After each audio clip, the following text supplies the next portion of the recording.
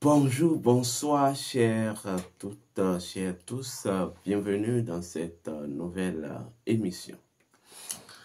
Alors, aujourd'hui, nous allons parler de la nouvelle Inyam. Oui, la nouvelle Inyam. Son sens symbolique, métaphysique et l'origine authentique et primordiale de sa ritualisation. Voilà pourquoi nous l'avons intitulé La Nouvelle Inyam. Les dieux ont agréé au règne d'Horus. Oui. Avant de commencer, je tiens à vous rappeler vos devoirs. Vos devoirs, c'est de liker cette vidéo.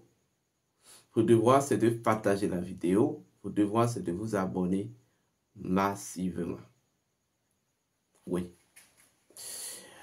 Alors, la nature est faite de symbolique et de symboles. Chaque symbolique ressort la vérité d'une dimension, ou chaque symbolique incarne la dimension de vérité d'une identité. Les symboliques sont associés au principe, car les symboliques constituent même les fondements au principe. Et la vérité d'un principe se trouve dans sa symbolique. Ça veut dire, si vous ne retrouvez pas la symbolique d'un principe, vous ne pouvez pas exploiter ce principe pour vous connecter à la nature. Parce que l'élément du principe qui permet au principe même d'être toujours lié à la nature se trouve dans sa symbolique. Voilà pourquoi les anciens, en observant la nature, pour immortaliser les principes qu'ils ont découverts dans la nature, ils ont instauré les symboliques. D'abord, les symboliques sont intemporels. Oui, les symboliques sont intemporels. Derrière chaque chose se trouve un principe. Ou de chaque chose, au fond de chaque chose se trouve un principe. Et sous chaque principe se trouve une symbolique. La symbolique, c'est la matrice, une matrice par laquelle le principe se libère en tant que vérité. Vous voyez? Or, toute la spiritualité ancestrale et l'animisme est basé sur trois éléments essentiels. Principe, loi et fait. Oui. Principe comme identité et intelligence identitaire. Loi comme fonction et code dynamique. Et fait comme démonstration et manifestation du principe par la loi. C'est ainsi que vous deviez concevoir une divinité. Voilà, une divinité. Lorsqu'on parle de l'Inyam, d'abord, il faut parler d'abord de l'année, et spécialement l'année noire. Oui, quand on parle de l'année noire, il s'agit de l'année associée à la mélanime, c'est-à-dire il s'agit du cycle de la grande pinéale. Vous voyez? Et le cycle de la cyclologie qui est connue à la grande pinéale, ou la matrice cyclologique de la grande pinéale, est basée essentiellement, est composée essentiellement de 13 lunes. Oui, 13 lunes, vous l'avez bien entendu. En fait, à partir de la 13e lune, on dit l'ancienne année prend fin et la nouvelle recommence de façon simultanée. La métaphysique des 13 lunes est associée au corps d'Osiris. Oui. Donc, quand on parle d'abord de l'année noire, c'est d'abord l'année osirienne. L'année associée à toute la vérité, vous voyez, de la nature d'Osiris.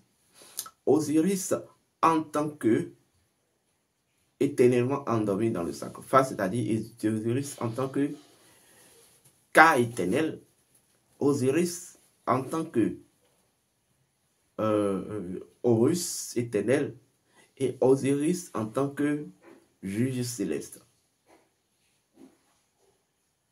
Donc, l'année d'Osiris, ou le cycle d'Osiris, c'est en réalité une fréquence de l'espace-temps par laquelle l'humanité, en fait, se reconnecte ou bien, en fait, vit sa connexion et son intégration à Osiris en tant que communauté. Oui, Osiris en tant que communauté. Donc, l'année noire, c'est l'année osirienne. Et ceci est compté en fonction des lunes. Oui, on parle de 13 lunes parce que après la décomposition du corps d'Osiris, on récupérera plus tard 4, 13 et il y aura un morceau perdu. Vous voyez? Donc, les 13 sont considérés comme les fonctions. Les fonctions et les valeurs essentielles à la nature d'Osiris que Horus, en tant qu'enfant d'Osiris, voit en fait incarné en tant qu'héritage.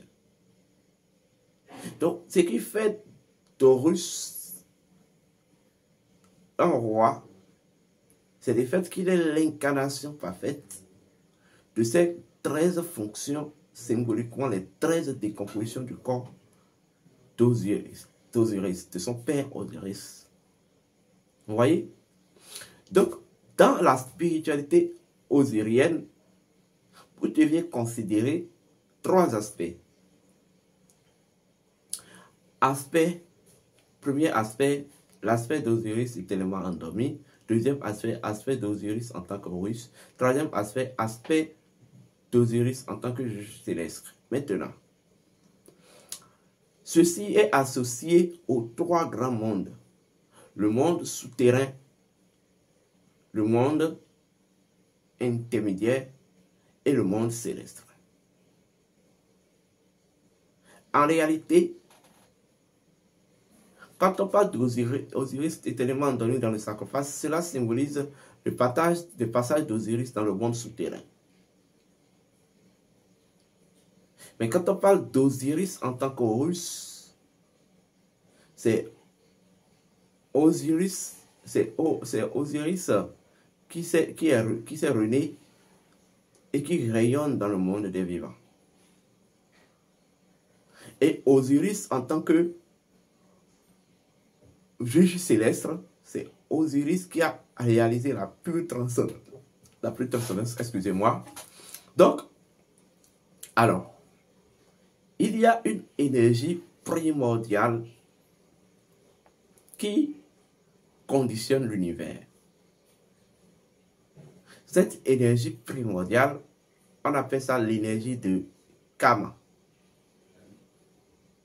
Et c'est le soleil qui accorde cette énergie. Lorsque le soleil fait le don de cette énergie, c'est le soleil qui fait le don de cette énergie-là, l'énergie primordiale. Cette énergie est alors transmise à la lune. Vous voyez? Qui doit en fait s'occuper maintenant de sa modification, de sa modulation et transmis en fait au vent qui doit l'emporter afin de l'intégrer à la terre. Et lorsque la terre absorbe cette énergie, la terre doit s'occuper de la transformation maintenant de cette énergie. Vous voyez? Donc, il s'agit du parcours du dieu Osiris. Osiris est un prince solaire. Oui. Osiris, c'est la lumière du soleil que le soleil a accordée à l'univers.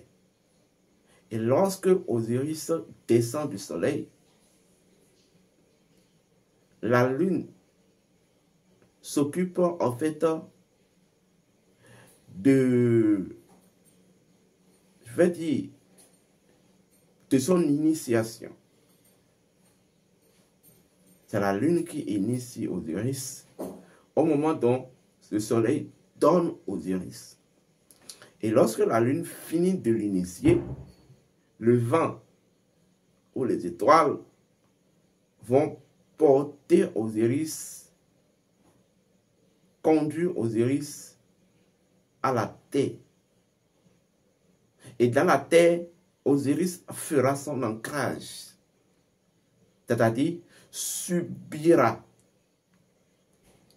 les modifications liées à la nature tellurique. Et lorsque Osiris, en fait, Osiris ira dans le Pamé ou le Nkwame. Donc, Osiris, en tant qu'un don du soleil, en tant que la lumière du soleil livrée par le soleil, est récupérée par la lune. Vous comprenez? Et lorsqu'elle est récupérée par la lune doit s'occuper maintenant de sa préparation. La lune va la préparer afin que le vent ou la magie des étoiles le conduise à la terre. Et lorsque la terre va l'absorber, en fait, la lune le prépare au couvent. Vous comprenez? Et lorsque la lune le prépare au couvent, le vent doit le conduire vers le couvent. Le vent devient le sentier par lequel Osiris, issu du soleil, et préparé par la lune au couvent, intégrera la terre qui est le Pamé ou le couvent. Donc c'est ça Isis. Donc et c'est ça en fait qui représente le mythe de la sexualité d'Osiris et d'Isis. Osiris doit rentrer à Isis. Et au sein de ce couvent, Osiris subira maintenant sa consécration. Sa consécration, en fait, à la royauté ou au rayonnement. Et lorsque elle fait sa consécration, il va sortir maintenant du souterrain en tant qu'Horus, qui sera présenté maintenant au règne céleste et terrestre, au souterrain. Donc là, maintenant, nous verrons Horus dans un cinquième état, Osiris en tant qu'Horus qui doit en fait régner dans le monde des vivants. C'est tout le sens et la symbolique de l'Ignam. L'Ignam représente la synthèse du parcours de l'énergie primordiale du soleil, livrée par le soleil d'abord, préparée par la lune à l'initiation, conduit sur un sentier au couvent par le vent, et en fait consacré par la terre, et libéré par la terre, et présenté au ciel, c'est-à-dire à la lumière. Donc, plus on va aller plus simple, et plus simple, sachez qu'il n'y a qu'une seule grande énergie qui domine l'univers. Cette énergie, c'est ça qu'on appelle l'énergie primordiale. Vous comprenez? D'autres vont appeler ça Osiris. Mais lorsque cette énergie doit subir un certain cheminement et parcours afin d'être prête, vous voyez, à servir de pilier de liaison entre les plans de l'univers.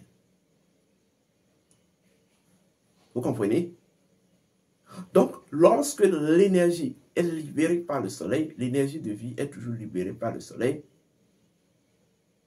la lune en tant que matrice s'occupera en fait de sa conformisation, de sa préparation pour le voyage à l'initiation.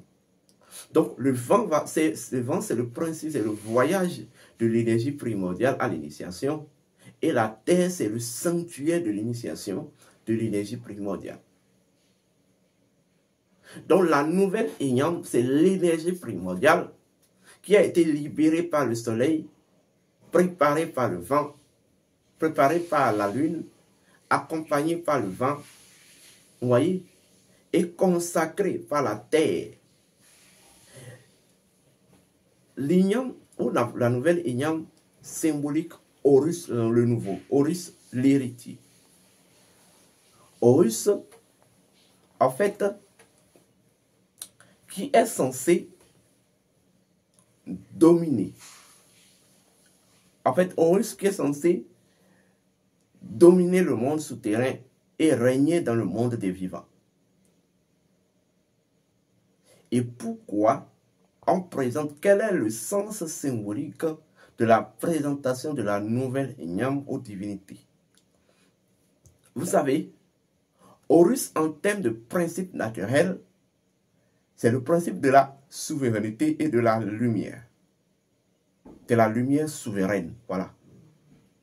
Donc, toutes les divinités ne sont que des principes de la nature. Donc, présenter la nouvelle Inyam aux dieux symbolise tout simplement, en fait, reconnaître à chaque principe son droit de souveraineté et sa lumière ou sa lumière à la souveraineté. Donc ce rituel permettait aux ancêtres de s'émémorer, tout en méditant avec les principes, de se mémorer de leur droit de souveraineté et de reconnaître encore à chaque principe de la nature, en fait, sa fonction de souveraineté. Et grâce à cette reconnaissance, éveiller en eux-mêmes, ça permettait d'éveiller en eux-mêmes leur état de souveraineté. Le rituel de la nouvelle Inyam et de la présentation de la nouvelle Inyam symbolise l'accréditation des dieux au règne d'Horus. Cela veut dire tout simplement, en termes de langage mythique, tous les dieux ont agréé au règne d'Horus. Tout simplement. La présentation de la nouvelle Inyam, son code c'est tous les dieux ont agréé au règne d'Horus. Voilà pourquoi, de façon symbolique, vous verrez alors Horus installé sur son trône. Vous voyez? Et Seth et Thoth le consécra. Or, vous savez que Seth, selon la mythe, ne s'est jamais entendu avec son père, le père d'Horus, qui est Osiris. Alors, autour d'Horus, Horus, c'est la synthèse de toutes les sentences divines. Horus, c'est cette vibration qui est parvenue à concilier les sentences. Et en fait, à livrer le règne du soleil dans le monde des vivants. Rien ne s'oppose au règne d'Horus. Tous les dieux agréent au règne d'Horus. C'est ce que ça symbolise dans la nouvelle Inyam. Donc, toutes les forces, esprits et entités agréent à la lumière, agréent en fait à la révélation de la lumière primordiale. C'est ce que vous devez garder. Alors, pourquoi on présente la nouvelle Inyam à l'oracle, ceux qui ont les oracles? Bien, l'oracle, d'abord, est une fonction d'Osiris. D'abord, quand on parle de la nouvelle Inyam, vous comprenez avec moi qu'il y a nouvelle Inyam, il y a aussi ancienne Inyam. Oui. Inyam représente le dieu Horus. Nouvelle Inyam représente l'Horus, l'Horus de nouveau, l'Horus l'héritier, Horus enfant d'Osiris et d'Isis. Mais l'ancienne Inyam représente tout simplement, en fait, Horus l'ancien. Et c'est pour qu'il y ait Horus nouveau, il faut que l'Horus l'ancien soit transmuté, Horus l'ancien soit sacrifié. Et lorsque Horus l'Ancien est sacrifié, il renaît et se ressuscite à travers le règne d'Horus, l'héritier. Or, en termes de principe naturel, Horus l'Ancien représente l'oracle, le langage universel de la nature. L'oracle a pour fonction créer, vous voyez, choisir et initier les énergies, choisir une trajectoire aux énergies et initier les énergies. C'est l'oracle qui crée une destinée. C'est l'oracle qui vous permet de choisir une destinée. C'est l'oracle qui vous permet d'initier, de vous initier à la providence, à une providence de destinée. Vous voyez? Donc, ici, lorsque nous rentrons dans le processus de la nouvelle Inyam, la présentation de la nouvelle Inyam à l'oracle permet en fait, symbolise en fait le renouvellement de l'énergie de l'oracle et ça, la réinitialisation de ses fonctions.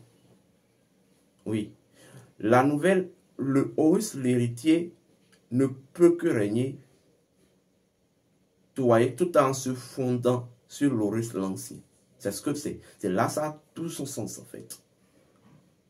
Donc, la nouvelle Inyam, la présentation de la nouvelle Inyam à l'oracle, c'est en fait c'est une forme de reconsécration, c'est une forme de réinitialisation de l'oracle. Vous voyez, ça symbolise le renouvellement ou la renaissance du dieu de l'Horus ancien à travers le règne d'Horus l'héritier. Tout simplement. Donc, pour finir, vous deviez célébrer la nouvelle Inyam. La nouvelle Inyam, la présentation de la nouvelle Inyam ou la sortie de la nouvelle Inyam symbolise la nature, en fait, a tenu sa promesse, la promesse qu'elle a faite aux dieux et aux humains. La nature a tenu sa promesse. C'est la présentation aux dieux et aux humains de la promesse de la nature. C'est ce que ça symbolise. Ceci, lorsque vous connaissez le rituel par lequel vous pouvez célébrer la nouvelle Inyam, ceci peut vous produire de la renaissance spirituelle et matérielle, de la prospérité matérielle, de la purification et en fait de la longévité.